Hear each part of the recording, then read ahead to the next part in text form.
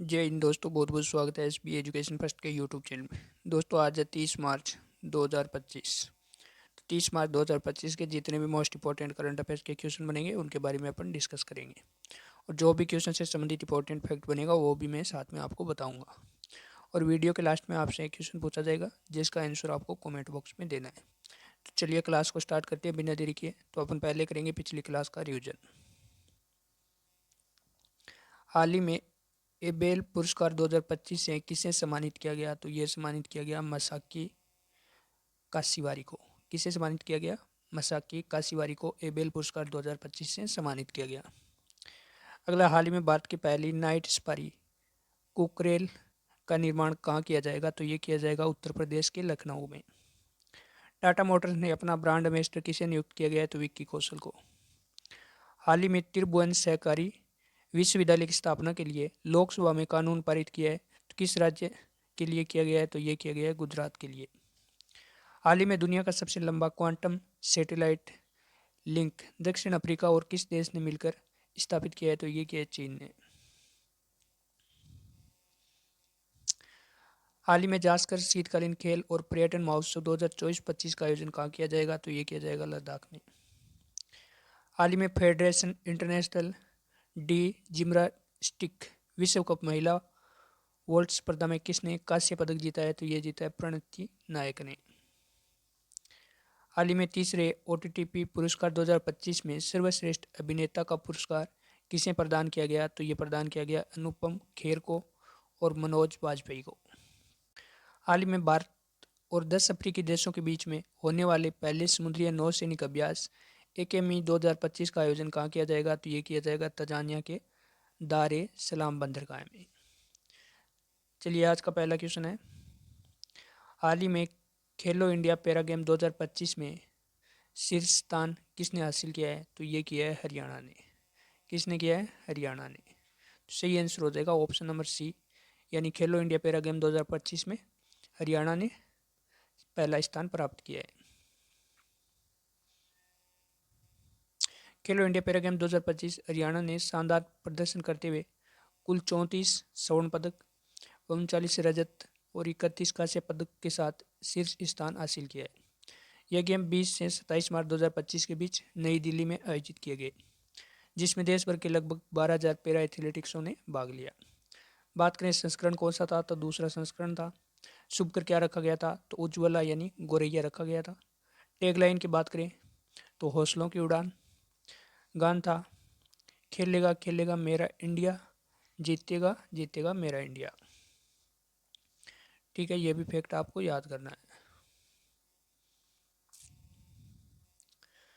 अगला क्वेश्चन है, हाल ही में किस देश ने ब्रिक्स द्वारा स्थापित न्यू डेवलप बैंक एनडीबी में शामिल होने की घोषणा की है? तो किस देश ने की है? तो ये की है इंडोनेशिया ने। तो सही आंसर हो जाएगा ऑप्शन नंबर सी, यानी इंडोनेशिया न्यू डेवलपमेंट बैंक में शामिल होने की घोषणा की है। चलिए इसको डिटेल से जानते हैं। इंडोनेशिया ने ब्रिक्स देशों के द्वारा स्थापित बहुपक्षीय वित्तीय संस्था न्यू डेवलपमेंट बैंक में शामिल होने के लिए अपने फैसले की घोषणा की है। राष्ट्रपति प्रोबो सुम्टियानो ने एनडीबी के अध्यक्ष और ब्राज़ील की पूर्व राष्ट्रपति डिल्मा रूसेफ के साथ बैठक के दौरान यह घोषणा की। अच्छा, बात आई है न्यू डेवलप बैंक की, इसके बारे में जानते हैं। तो ब्रिक्स देशों ने ब्राज़ील, रूस, भारत, चीन, दक्षिण अफ्रीका द्वारा स्थापित एक बहुपक्षीय विकास बैंक है। वर्तमान में 9 सदस्य देश हैं, जिसमें ब्राज़ील, रूस, भारत, चीन, दक्षिण अफ्रीका, बांग्लादेश, संयुक्त अरब अमीरात, मिस्र और अल्जीरिया शामिल है। स्थापना कब की थी? तो इसकी स्थापना की थी 2015 में। हेडक्वार्टर की बात करें तो हेडक्वार्टर है संघाई, चीन में। वर्तमान अध्यक्ष कौन है? तो वर्तमान अध्यक्ष है डिल्मा वान रूसेफ, जो ब्राज़ील की पूर्व राष्ट्रपति है। ठीक है, ये फैक्ट भी आपको याद करना है। अगला क्वेश्चन है, हाल ही में समान नागरिकता संहिता लागू करने वाला देश का दूसरा राज्य कौन बनेगा? तो कौन बनेगा दूसरा राज्य समान नागरिकता संहिता लागू करने वाला? तो ये बनेगा गुजरात। सही आंसर हो जाएगा ऑप्शन नंबर सी, यानी गुजरात। उत्तराखंड के बाद में गुजरात समान नागरिक संहिता लागू करने वाला यानी यूसीसी लागू करने वाला देश का दूसरा सबसे राज्य बनने जा रहा है। 4 फरवरी 2025 को गुजरात सरकार ने यूसीसी का मसौदा तैयार करने के लिए 5 सदस्यीय पैनल की नियुक्ति की है। इस समिति की अध्यक्षता सेवानिवृत्त सुप्रीम कोर्ट के न्यायाधीश रचना देसाई करेगी। ठीक है, ये फैक्ट भी आपको याद रखना है। अच्छा, बात आई है अपने समान नागरिकता संहिता यूसीसी के बारे में, तो इसके बारे में जानते हैं अपन। तो भारत में सभी नागरिकों के लिए विवाह, तलाक, विरासत और गोद लेने जैसे व्यक्तिगत मामलों को नियंत्रित करने वाली कानून का यह समूह है। वर्तमान में इस मामले को विभिन्न धार्मिक समुदायों के लिए अलग अलग व्यक्तिगत कानूनों द्वारा शामिल किया गया है। लेकिन यूसीसी का उद्देश्य क्या है? इन व्यक्तियों को कानून को समाप्त करना और सभी नागरिकों के लिए केवल एक समान कानून बनाना है, चाहे उनका धर्म कुछ भी हो, यानी एक समान नागरिकता होगी सभी की।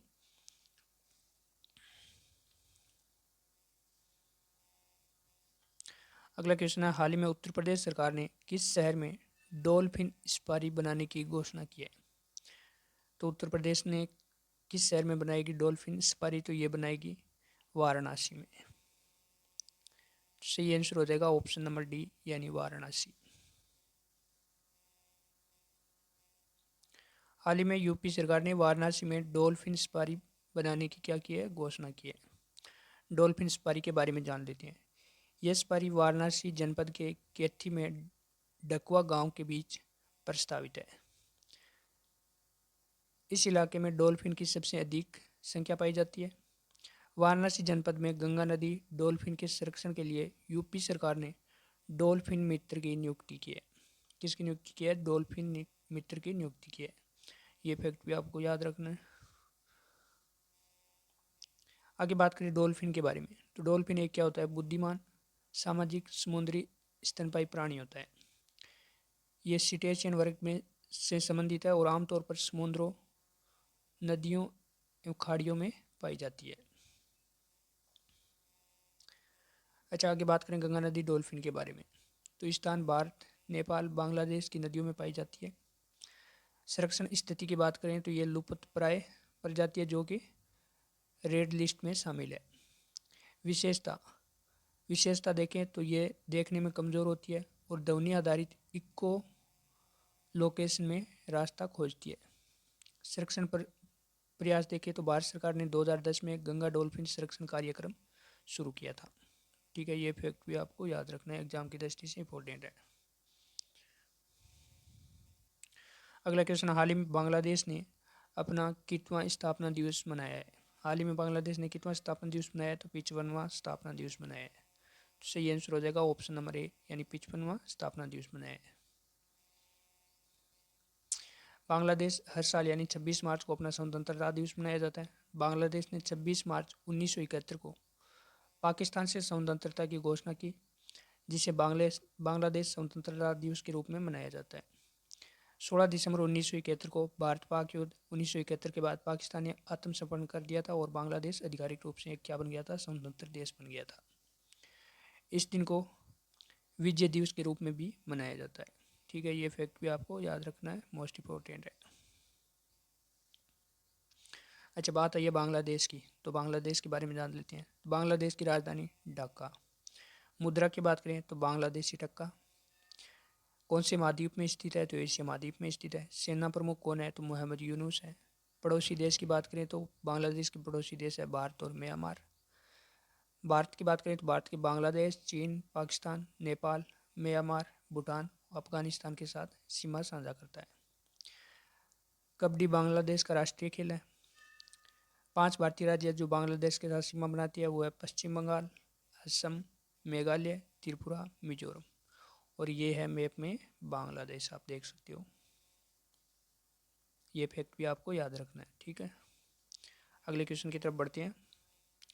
अगला क्वेश्चन है, हाल ही में आईपीएल 2025 में 3 अलग अलग टीमों की कप्तानी करने वाले पहले खिलाड़ी भारतीय कौन बन गए? तो कौन बन गया? तो ये बन गया अजिंक्य रहाणे।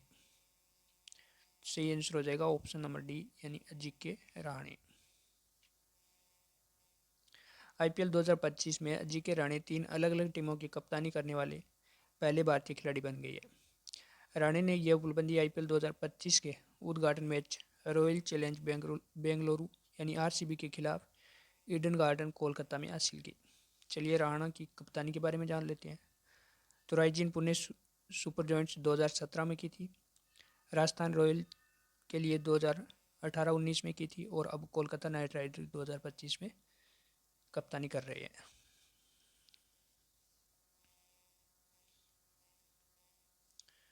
अगला क्वेश्चन, हाल ही में भारतीय अंतरिक्ष अनुसंधान संगठन इसरो किस वर्ष तक भारतीय अंतरिक्ष स्टेशन विकसित करने की योजना बना रहा है?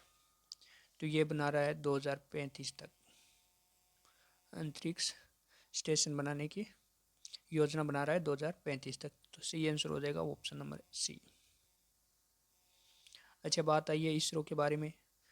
तो इसरो भारतीय अंतरिक्ष अनुसंधान संगठन है और यह अंतरिक्ष विभाग के अधीन अंतरिक्ष एजेंसी है। ठीक है, यह भारत में अंतरिक्ष अनुसंधान और अन्वेषण गतिविधियों की योजना और क्रियान्वयन के लिए जिम्मेदार है।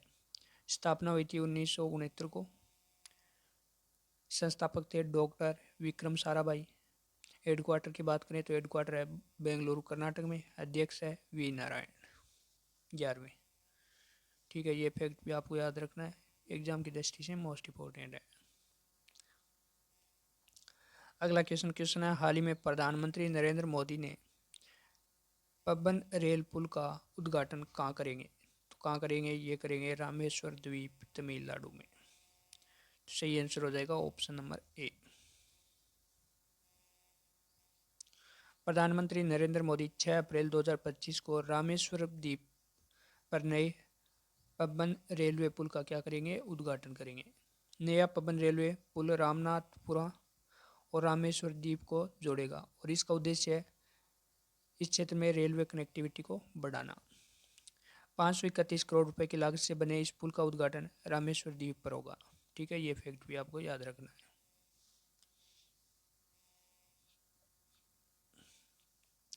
अगला क्वेश्चन है, हाल ही में संयुक्त राष्ट्र विश्व जल विकास रिपोर्ट 2025 किसने जारी की? तो ये जारी किया है यूनेस्को ने। सही आंसर हो जाएगा ऑप्शन नंबर बी, यूनेस्को। प्रथम ग्लेशियर दिवस 21 मार्च 2025 को यूनेस्को UN वाटर के तहत विश्व जल मूल्यांकन कार्यक्रम द्वारा पर्वत एवं ग्लेशियर जल मीनार शीर्ष से यह रिपोर्ट जारी की है। इस रिपोर्ट का मुख्य उद्देश्य है वैश्विक जल संसाधनों की वर्तमान स्थिति का विश्लेषण करना और जल संरक्षण एवं सतत प्रबंधन के लिए नीतिगत समाधान प्रदान करना। रिपोर्ट के अनुसार वैश्विक स्तर पर 72% मीठा जल कृषि में और 12% उद्योगों में और 6 घरेलू कार्यों में उपयोग होता है। ये फैक्ट भी याद रखना है। 72% मीठा जल कृषि के लिए और 15 उद्योगों के लिए और 6 घरेलू कार्य में उपयोगी होगा। ठीक है, अगला क्वेश्चन है, हाल ही में एशियाई कुश्ती चैंपियनशिप 2025 में कांस्य पदक किसने जीता है? तो ये जीता है सुनील कुमार ने। किसने जीता है? सुनील कुमार ने। सही आंसर हो जाएगा ऑप्शन नंबर बी।